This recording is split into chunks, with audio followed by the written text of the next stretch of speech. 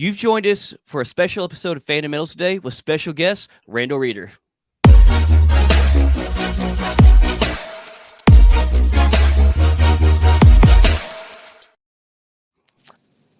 We are giving away a Marvel Legends Red Skull autographed by Ross Marquand himself. To win, just have to follow our YouTube channel. The more you comment our videos, the better your chance of winning is. Once we reach 1,000 subscribers, we'll pick a winner and ship it straight to you. Hey, how's everybody doing? So great. I'm so nervous right now, but I'm so happy to be here. I am honored, man. I am in the presence of a legend, All right. I'm a legend in my own mind. Well, we had the special privilege of getting to talk to Randal Reeder today, who you may know from Idiocracy, 21 Jump Street, Harold and Kumar Escape from Guantanamo Bay, but our personal favorite here at Fundamentals, the 3 Deadpool movies. Hey. So good afternoon. How's it going down there in Texas? Man, it's good. It's it's always a good day in Texas. It's hot and muggy weather, but that's just part of it. So on this side of heaven, you don't get it all. So, I heard that. At least fall's coming up, or is y'all's fall's pretty hot throughout the fall too? Yeah, it's nice. You never know. Sometimes it gets super cold and things freeze, but rarely get snow or anything. A lot of times on Thanksgiving or Christmas, I'm still in shorts and a sleeveless shirt. So nice. Yeah. I prefer the heat over cold anyway, so that actually sounds pretty enticing to me. Yeah. I just don't like snow. Yeah, I don't do snow. But we appreciate you guesting on today. You ready to get started on this Q&A? Yeah, Q&A. I didn't know I was going to have to pass a test, but sure, man. Don't worry, it's multiple choice. I'll go ahead and kick us off. I'm a huge Marvel fan, kind of slightly dedicated. I got the Marvel sleeve going on here. Wow. So mine tend to lean more towards the Marvel things.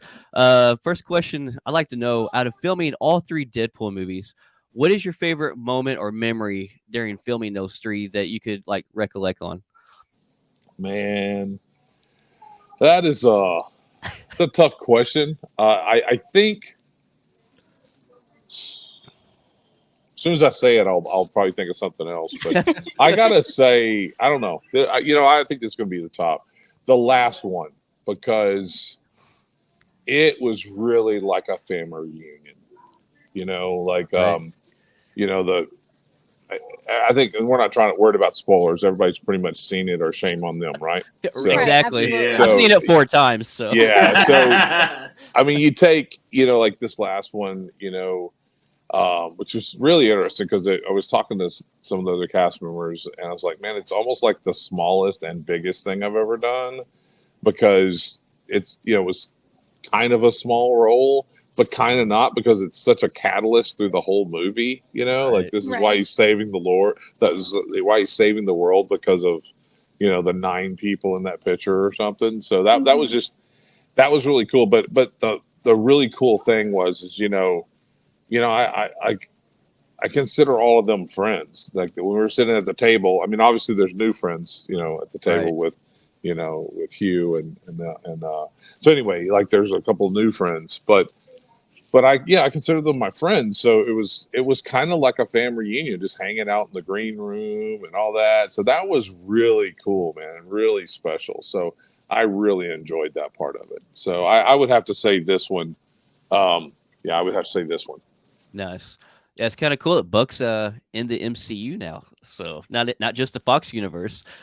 Yeah, they actually said, they actually called me. I got a call from them and welcoming me to the MCU, and then and then of course security called me and started telling me what I could and couldn't say beforehand and all that, because it's it had to Zoom with them, right? Because it's just so tight security wise, even nobody at the hotel. It doesn't. No, it's never official what movie you're on.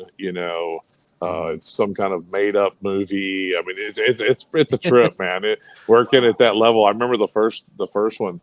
I was scared to tell my mom Really? why I was going to Canada. She's like, "What are you doing?" I'm like, "I'm filming something." "Oh, really? What are you filming?" I'm like, "A movie." And she's like, "Okay, what?" I'm like, I can't tell you. She just found Facebook, man. She gonna mess up and get me sued and fired and all that stuff. Thinking she's commenting and actually posted on your wall. Oh yeah, I Or know, message you. exactly. I'm like, yo, I'm not famous enough to pull out from this. They'll just fire me. So yeah, Oh my but God. no, yeah. So, but yeah, this last one was really, really awesome. Really awesome. Nice. Well, my question for you is, where this question came from is like me and Blake have had this long obsession with the state of Texas. Yeah. So it's just like I personally have only been for like a layover, so I haven't. I went to basic training in San Antonio. Yeah, you did. When I joined the Air Force, so that was my Yeah. longest experience in Texas. Right. And Blake, he's got a few ties to Texas himself, but we also are trying to figure out what the lay of the land is. Right. So, as a Texan born and raised, what are some things that you would consider to be like a rite of passage to become a Lone Star? I mean, quickest version, a shotgun, a rifle, and a 4-wheel drive. That's it. It has to A have a Texan gun. can't survive. It's like it's kind of like if you ain't got that, it's like I mean, I can check your driver's license and see if you're from Texas, but Right. are you really? Yeah. Oh, we can cover that, no problem. So There you Oh, go. man. Yeah. So, but yeah, that's kind of it's funny we talk about the lay of the land. Have you ever seen the movie Bernie with No. Jack Black? Can't So say I have. you should watch it. It's based on a true story. There was a guy who just took care of this old lady in Carthage, Texas, where I'm from, and he killed her.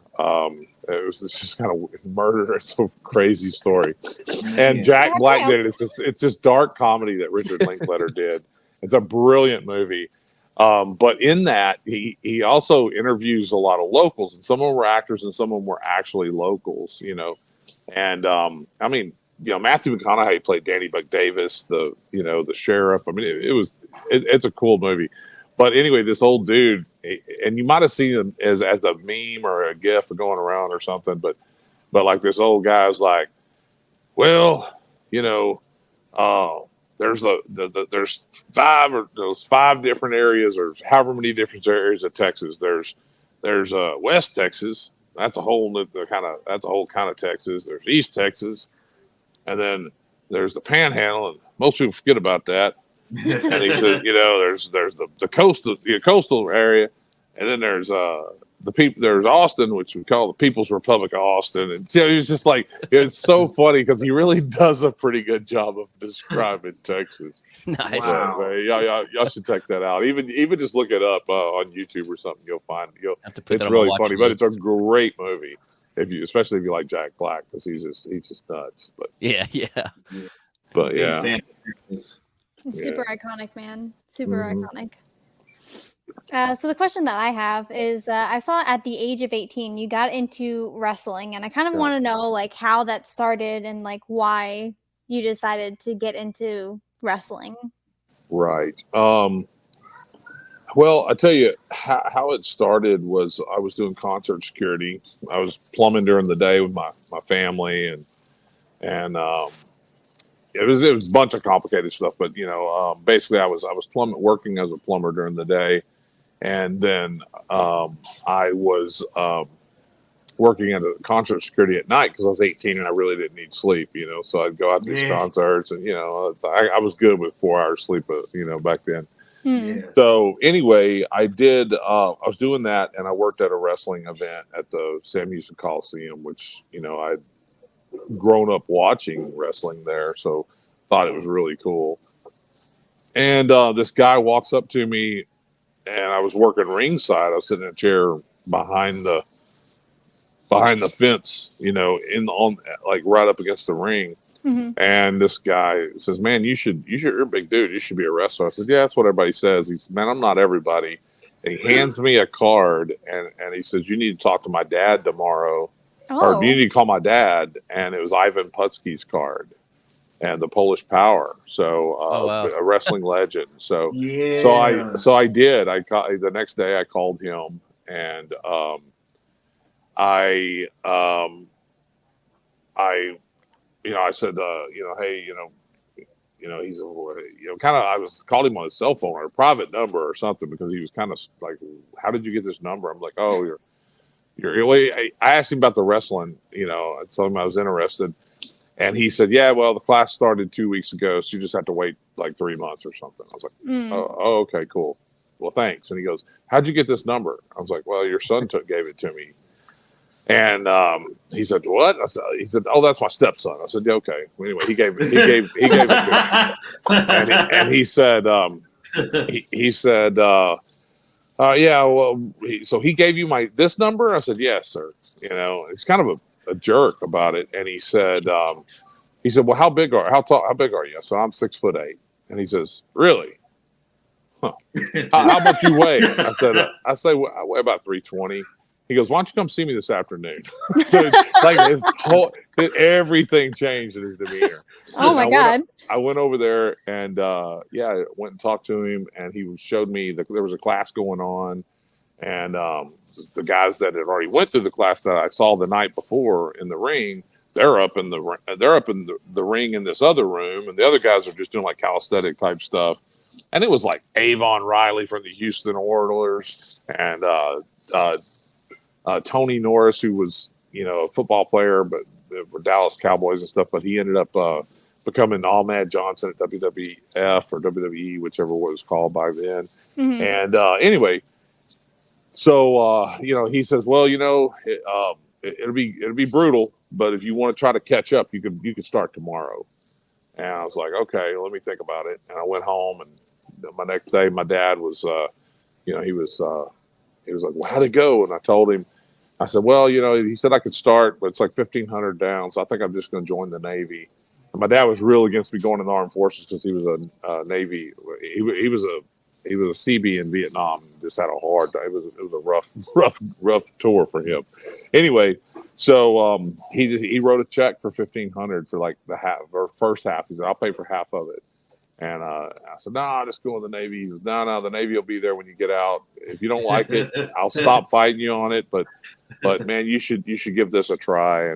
And so I did, and never looked back. I was on TV by the time my third match was on TV. My second and third match were on TV in Baton Rouge, Louisiana. And then, I don't know, 6 months, a year later, the time I was 19 or 20, I was on ESPN Daily. With Global Wrestling Federation as like the body snatcher, and then they changed me to the Big Bad John. And Bruce Pritchard was my manager, who was Brother Love at WWF, and he's still like he's a big dog in the office right now at WWF. He's I think so. But anyway, it was like that. It was just one of those opportunities that I didn't pass up, and I really, one of the reasons I did it was to I wanted to be an actor. Like I thought it would be cool to be the next Randal Tex Cobb is who I set out to be. And I don't know if y'all know who he is, but he was in like Raising Arizona. He was the big biker guy, Leonard Smalls, that was hunting down the bounty hunter, and wearing the leather and shooting the rabbit off the bike, all that kind of crazy stuff. He's that guy in all those old movies, and that's what I wanted to be. So, and I really kind of have become that guy in these movies where they call and say, "Hey, we need Randal for this," So that's great. That's awesome. Yeah, that's a huge come up. Yeah. And he's from Texas, so Randal Tex Cobb. So it took a Randal Reeder to replace Randal Tex Cobb. Just makes it that much sweeter. Yeah. So we see a lot of these, comic adaptations brought to the live screen, and not very often do you get not original comic characters brought to the film, but throughout the years, you do have these characters. But it's got to be pretty fulfilling and feels good to not be an original comic book character, but your character be continued through every single movie in a trilogy. So I was kind of wondering what made the decision for Buck to be a regular character in the Deadpool movies. I tell you the truth, I don't know, but I tell you there is on the internet, if you look up the Easter eggs and stuff, Buck is one of those Easter eggs, because it is said that Buck Cashman, and I've looked, in the comic books. I've got some of the comic books that have Buck Cashman is also Bullet, which is a kind of a supervillain and X-Force.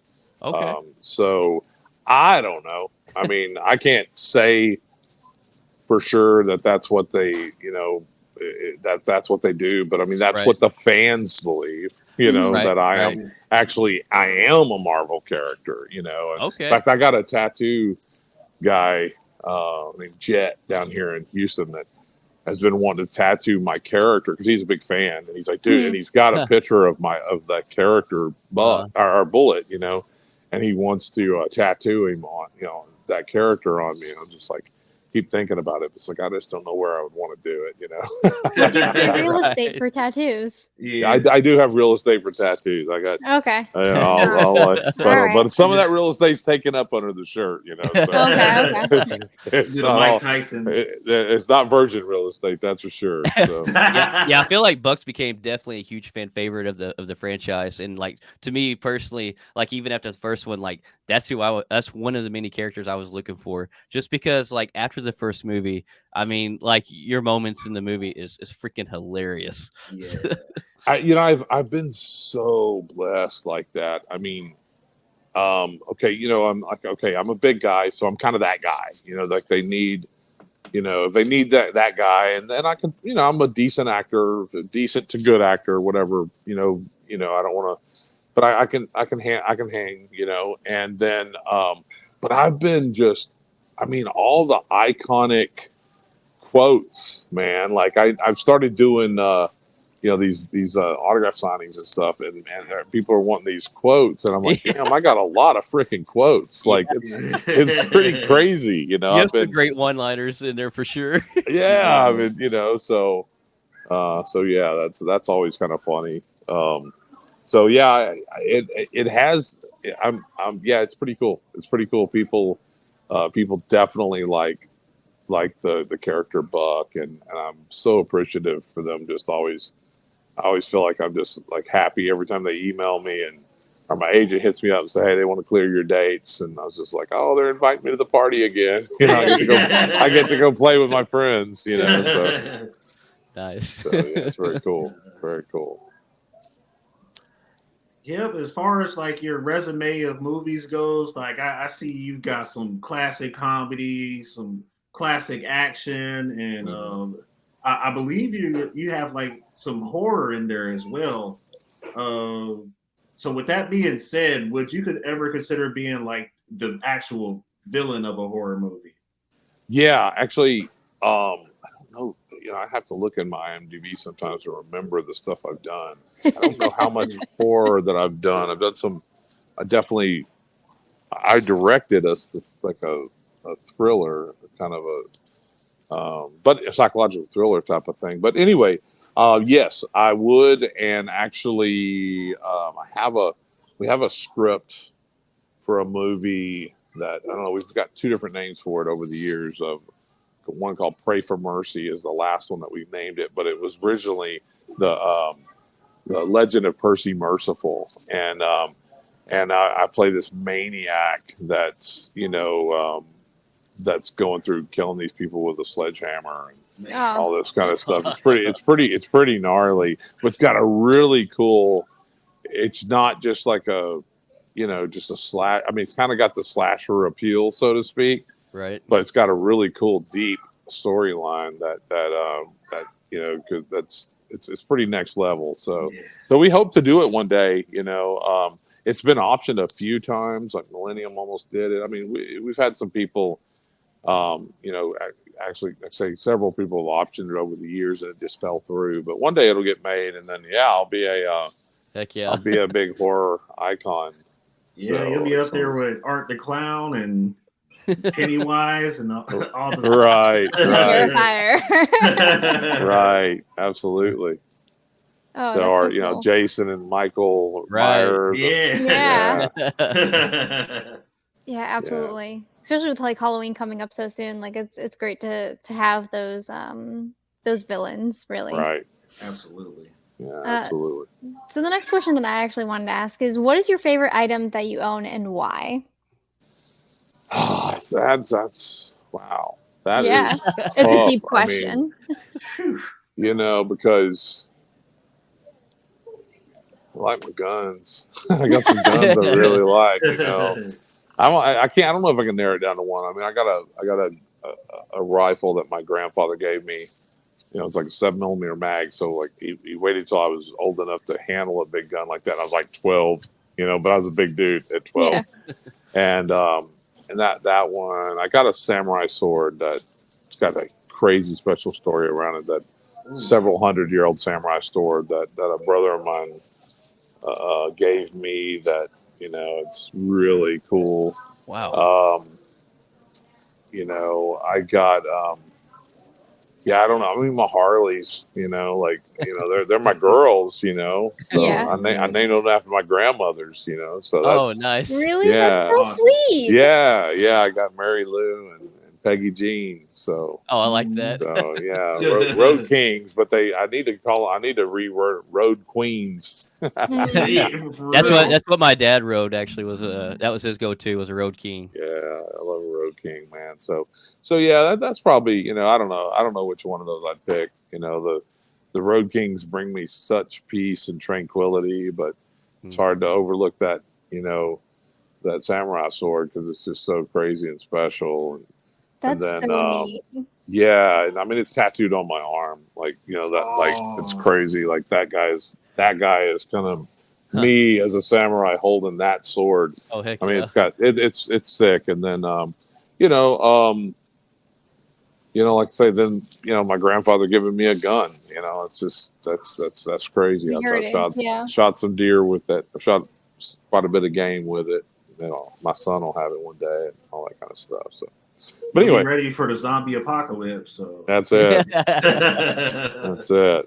So Scrolling through your Instagram post, I came across one that actually showed a Star Wars mug, and Marvel being my first love, Star Wars is my second. I'm assuming you're a fan, and if you are, would you ever win a prize or row in a Star Wars project? oh no, I hate Star Wars. Oh. Yeah, no, I'm just joking, man. No, I mean Star Wars. I mean, dude, I mean I was born in '71, so I mean, there's no. I don't know if there's any dude born in that time period that doesn't love Star Wars, because Right. I mean, we went and saw it at the movies multiple times, and then waited for them to re-release it in movies, and waited like 5 years before they'd show it on TV or put it on VHS. I mean, it was Oh, a wow, wait. it was that long time? Oh, wow. Oh yeah, OG, something. I don't know OG. how long. I don't know how long it was, but it Yeah. was like forever. Because, you know, when it would go out, and it would go out of theaters, and then you got a long time before you get to see it again. Right. And you know, like say I was out there when VHS came out, so we were able to buy the Star Wars and all that kind of stuff. So then there was, you know, you got to understand, VHS came out, and there were only so many movies that were on VHS. Right. So we, you know, that's why I think a lot of like my age group of Generation Xers can just quote the hell out of movies. You know what I mean? But like we could just, you know, my buddy Heath Jacobs I grew up with, we would just, like, you know, we would just play characters. You know, we'd just be at lunch like, "You're stewed, but what?" and all this stuff. Like, we're just quoting all these. You know, he would say something from one character, you know, in Weird Science, and then I would finish off as the other character, and like all these things. You know, so yeah, because that we didn't have a lot of movies to choose from, so we just watch them over and over and over and over again. You know, so it was different. You know, yeah. But yeah, we're a huge Star Wars fan. I'd love to play in I'm not as much a fan anymore. What they've done Right. with it. I can't. Yeah, I it's don't dig definitely it. changed. I don't really dig it now. That doesn't mean I wouldn't work. It's like, hey, y'all can book me, and I might fall in love with Star Wars again. I don't know. Yeah. Yeah, the three of us here at Fundamentals, we have been known to nerd out over Star Wars, Marvel, a whole lot of stuff in comic books realm of things. So we go to conventions. We try to go at least more than once per year. Right. With that being said, how often do you make convention appearances, and which convention would you say is your favorite? Man, my favorite is definitely Comicpalooza in Houston. Okay. Because that's the only one I've been to. It might change next year. Yeah, so I'm booked in one in Albuquerque in January. I just got a booking agent literally 2 days ago, and he's starting to put me out there. So, I mean, I could be doing one in a week or two or whatever, because I told him, I said, hey man, put me out there as an alternate, somebody bails, and you got the dude that's in all three Deadpools, because there's only like 5 of us or something that have been in all 3, Right. So, but I loved it. I didn't know if I'd like it, to tell you the truth. I didn't really like signing autographs and stuff when I was a wrestler for some reason. Like when I was young and stupid anyway, but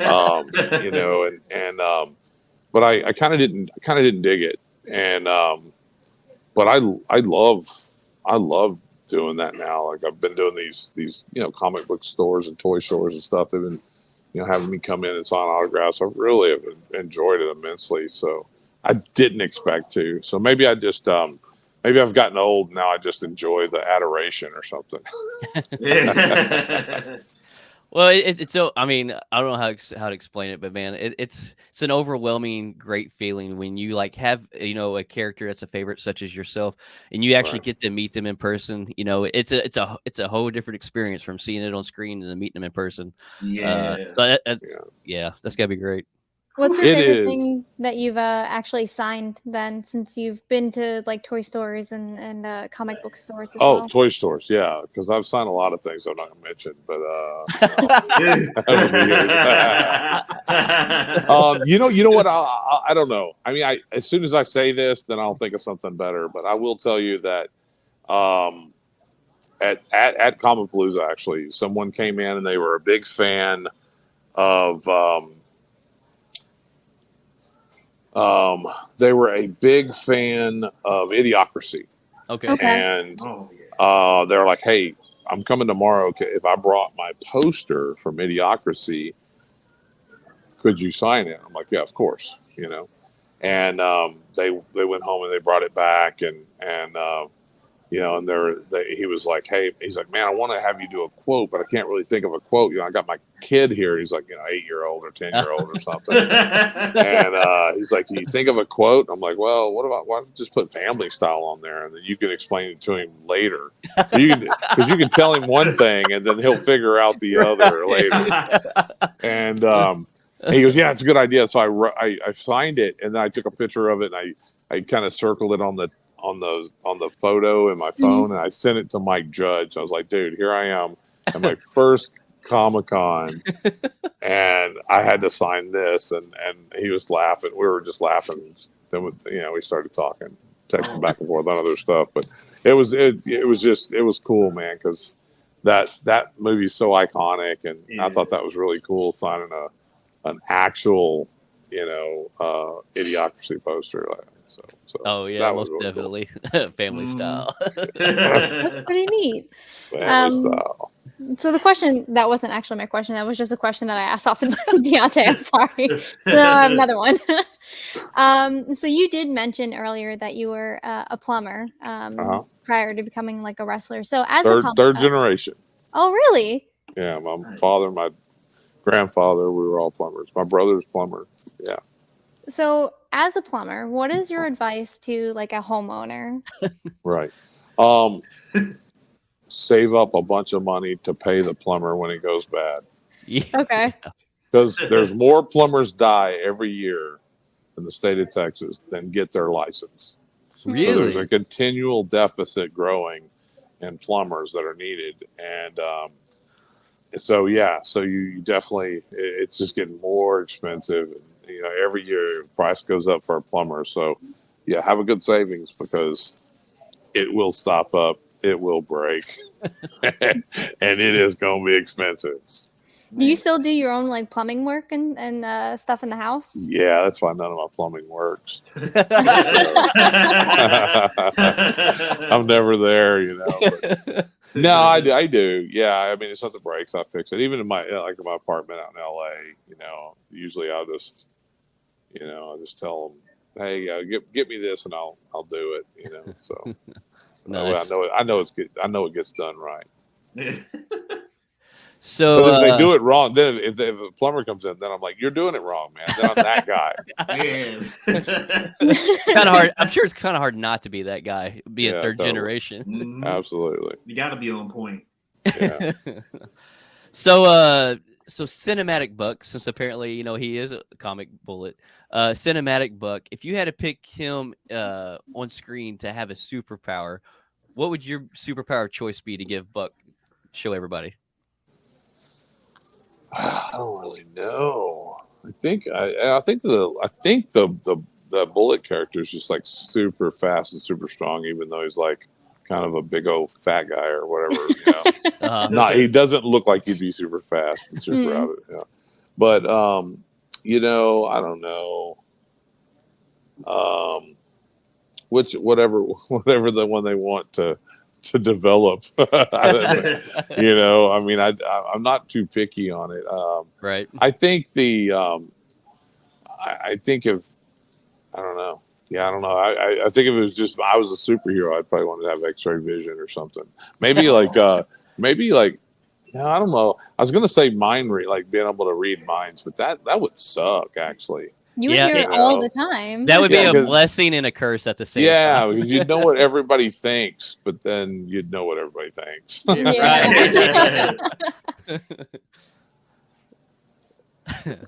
Yeah. So I don't know. Maybe just go with what they. I think it'd be cool if he was like a sniper or something. That'd be really neat.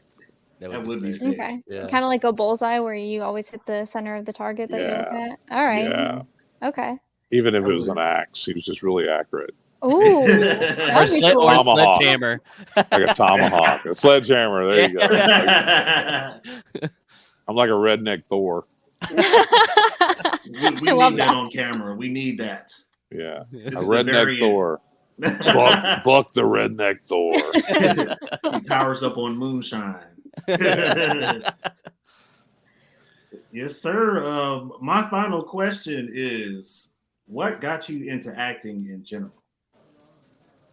Yeah, wrestling. I mean, I kind of, when I went into wrestling, I was kind of like, do I really want to do this?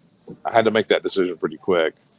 It's like, man, I see, Terry Funk on movies, and of course, Hulk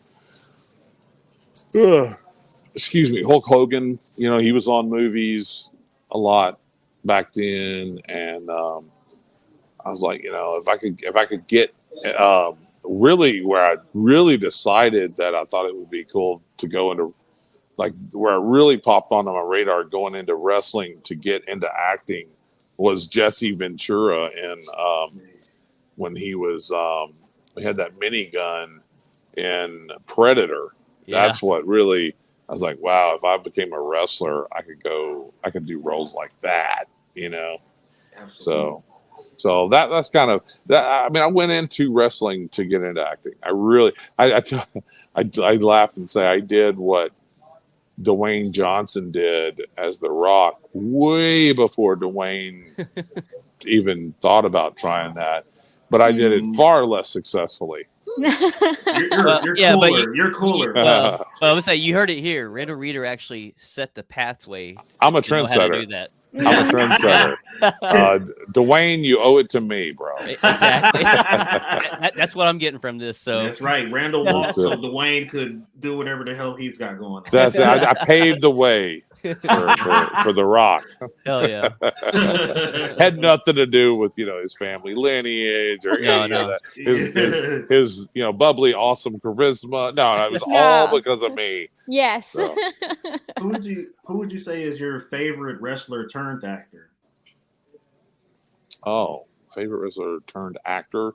I think Terry Funk. I mean, Terry Funk's just so cool to me, and he's from Texas, and he just he kind of played that guy. Like he was kind of that kind of Tex Cobb type of a character a lot. He didn't do a lot of stuff, but I remember seeing him in roles, and that was really cool. Jesse Ventura, he had some good stuff. I mean, I don't know, man. It's tough. I did a movie with Batista. I think his first movie, because it was Rob Van Dam's movie, kind of. He was the star of it. I forget the name of it. We did it down in Baton Rouge, Louisiana, and that's where I met Rob. And Rob and I are still buddies. And but Batista was there, and he kind of dipped in and had a little cool little role, like a sizable. And almost cameo, and I'm friends with that producer Carson Lorenz, and I told Carson, I said, bro, you're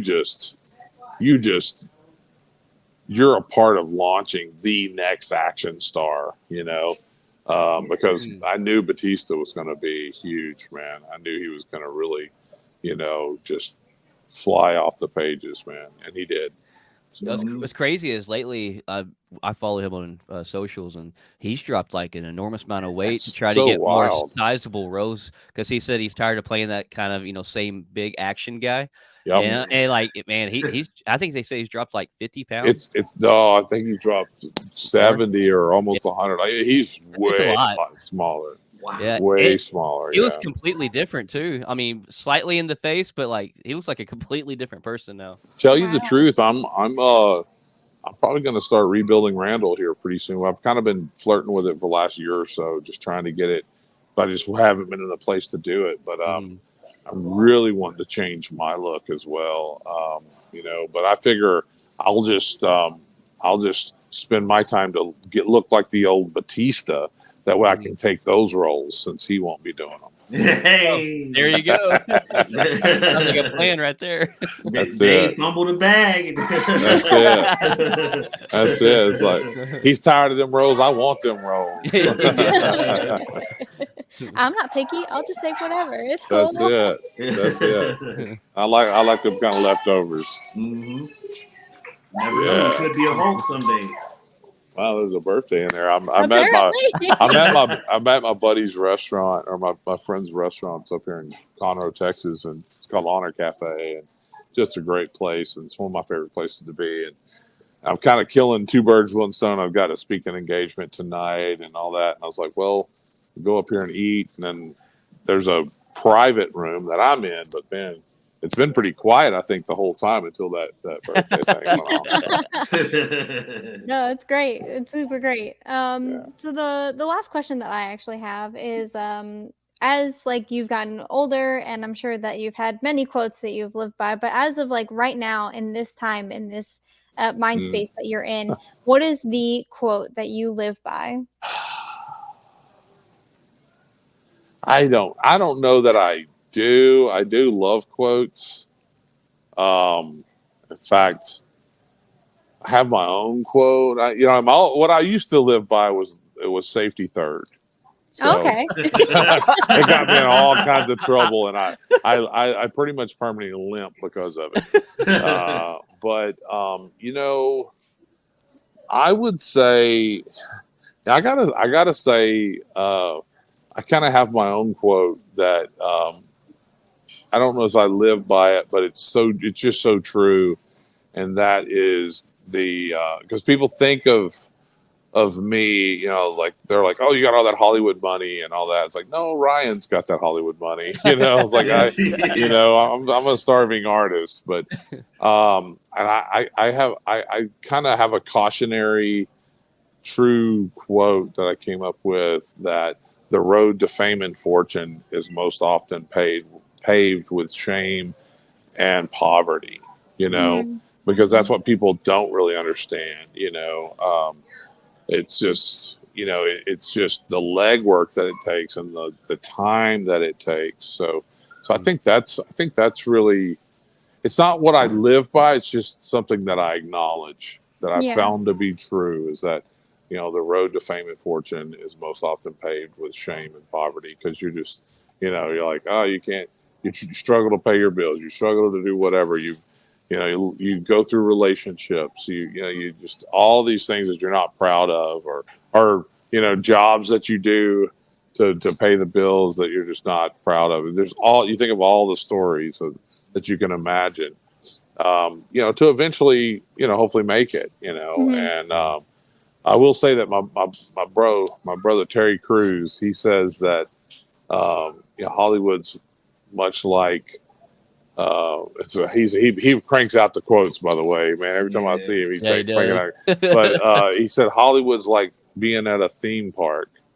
If you just, you know, you wait in line long enough, you're gonna get your chance, you know. And he says, but when you get your chance, make sure you're not found slipping, you know, and that you ain't out there partying and all. You got to be ready when you get your chance, you know. So I know that's how he lives his life. He's always ready. He's kind of a hero of mine. I'm like, man, he just works on his body. He's just healthy, all that. Works on his family. You know, he's just really a good dude. And so, but you know, like I say, it's not an easy road. You know, it's not what people think.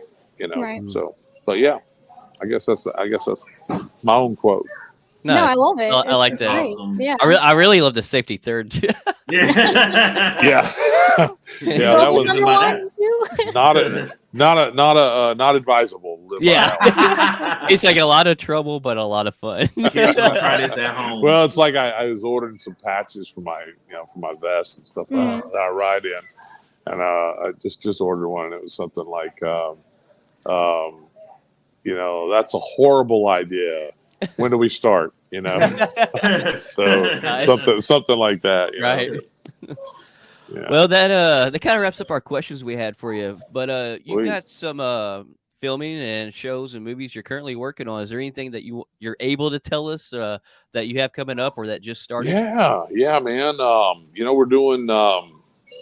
I guess I can tell you the things that are kind of happening. Like, you know, I'm putting out on social media and everything. I was down in Florida this week. Just a couple of days ago, we were filming a spec trailer for a film called Ophidian, which is kind of a Jaws on land type of thing that has a 60-foot, you know, python, but it's a prehistoric python, like been around for, you know, however many millions of years or whatever. Oh wow. and then almost like a, you know, dinosaur python, and then so yeah, we're doing that and kind of tracking it down, and I'm a guy that's got all the guns and all, you know, like the a bunch of redneck expendables or something. So that's kind of. I seen your reel, and the guns look pretty sick that you had. Yeah, you get to ride your motorcycle too, don't you? Yeah, well, it was not my bike; it was somebody else's bike. But yeah, but I almost did ride mine out there, but because we were going to film and then do this fundraiser, but they ended up, hey, let's just fly you out and do the filming, and then you come back for the fundraiser. And I might ride my bike out there, but anyway, but yeah, I was on somebody else's Harley, and that was a good time too. Though that dude's a cool dude, man. We Sal loaned me his girl, you know. He loaned me his Harley, and I took care of her, rode her well, and that was a good time. So yeah, we that was a fun one. You know, working on some other stuff. I have so the last 4 years, actually, if you know, look at my resume and everything, I haven't done a lot. And I've really been building my own streaming platform. I say it was my idea, but it's definitely our own, because to build something like that, you know, there's a whole fleet of officers and builders and you know, tech guys and all that kind of stuff, and investors and all that. But we built a platform called Americonic.com, or just Americonic, but it's at Americonic.com, and y'all should check it out. Y'all should start putting your your podcast up because we have Americonic TV. So like when you subscribe, somebody can click at Americonic TV and watch more like the Netflix, whatever Prime type of stuff, film TV, all that kind of stuff. Or they can click up at the top and it'll switch over to Americonic Tube, which is a user generated side of it, and it's all within a subscription model. So we're not beholden, or we're not beholden to sponsors and such. So it's really we call ourselves a platform of the people and for the people and by the people. So nice. So it's really cool. So I've been doing that, and then I have this crazy ministry called Save Savage Ministries. About the time I started doing Americonic, my brother wired off the money to the guy to start building it, and then one morning I was finishing up reading my Bible, and just like God spoke to me through me and said he wasn't going to bless anything I touched until I put his ministry first. I'm like, well, that'd be freaking good if you tell me what that ministry is. So I can do it. If you're not going to bless me till I do it. So anyway, I was just not happy. And then he told me to go into bars at 2 p.m. on Sundays and do an unchurchy church service. So we do that. And now it's kind of all over. It's starting to spread all over the country. We got North Dakota is trying to pop off a tribe. We got Austin trying to pop off a tribe. Sulphur, Louisiana trying to pop off a tribe. I got to do one in Burbank. Nashville. I mean, it's just crazy. Wow. Where all these these people want to do these, want to do this and just go into the bars and so it's really cool. It's very peculiar ministry, but hey, I'm called to be a peculiar person, and that's easy for me because I'm peculiar. So busy guy. Yeah. I tell you one thing that I'm super interested in to keep watching that I just caught, I think yesterday, was your is it meeting with Randal Reeder that you started? Yeah, man, that's going to be fun. We kind of want to do the whole, I guess it's a little bit of triple D, so if I can go out and be the carnivore version of what's his name at Diners, Drives, and Guy Fieri. Guy Fieri. If I can be the carnivore Guy Fieri, that's what I want to do. And actually, your first episode that you showed us is actually where you're at right now, right? Honors Cafe. Yeah, it is. It's Honor Cafe. It's kind of really just a coincidence, but I'm here a lot. Like, I love this place. I love the owners, Chris and Mandy, and actually stay in their guest house sometimes when I'm out. I'm all over the place, man. People don't realize that. Yeah, it's just like it's crazy. I get exhausted. I'll be in South Texas one day, and 2 days later I'm in, South Florida. Then I got to go out and preach in some prisons in New Mexico, and it's nuts, man. That's a lot of time zones. Yeah, a lot. Well, yeah, it is. It's true. I've kind of, I've always been, I was a wrestler, and then I'm an actor and all that. But yeah, I when you say the time zones, it's really funny because, or I don't know what it is. It's interesting because I wake up about, I don't know, 2 or 3 nights a month. I'll just roll over and I'll be like, I'm like, where the hell am I? And it's so bizarre, just being on the road all the time. So, I'm probably only home. At my home in Texas, I'm probably maybe there 20 days a year, like 20 nights a year. Oh, really? Wow. Now, my home in LA, or my place in LA, that my wife thinks we live, even though we live in Carthage, Texas, But anyway, but we work out in LA so much. We've had an apartment out there together for like 8 or 9 years. Okay. And so she's a makeup artist, so she stays busy there. And I'm probably only there 20-30 days a year, Goodness. Maybe less. I mean, it's crazy. She has to come visit me a lot. So in between movies and stuff. So, but yeah, it's a wild life, man. It's a wild ride. Sounds like it. Definitely a busy guy, man. You have a lot of things, irons in the fire right now, which is good. It's great to hear. I look forward to them.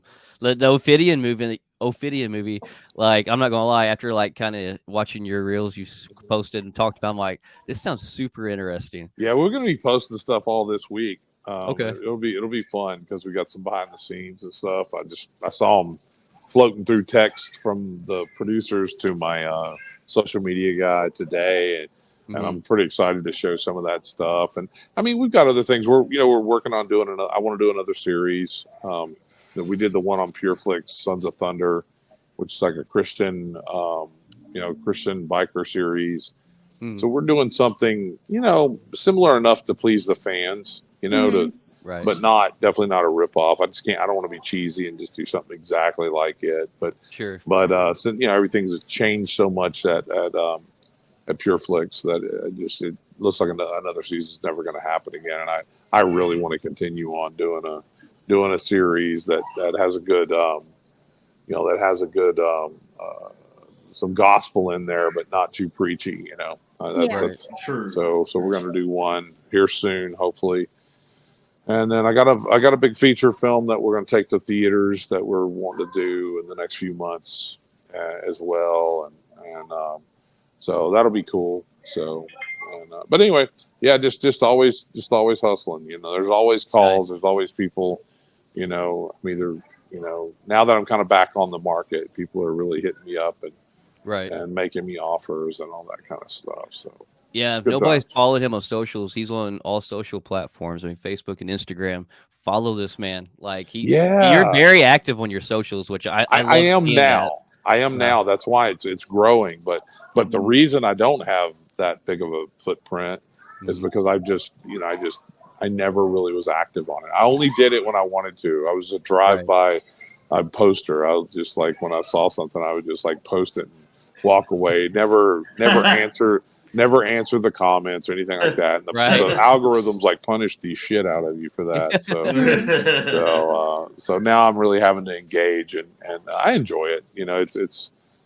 I didn't think I would. I really kind of resented that I had to do that job, and now I'm actually like, oh, this is cool. I get to talk to people and meet people, and help people, give advice, and get people praying for me. It's really cool, man. I'm starting to hate it less and love it more. So nice. Well, we're excited to see you more stuff. Like, big fans you have us here at Fundamentals for sure. Super but cool, man, we want to thank you so much for guesting on this special episode today. And this has been our special episode of Fundamentals with Randal Reeder.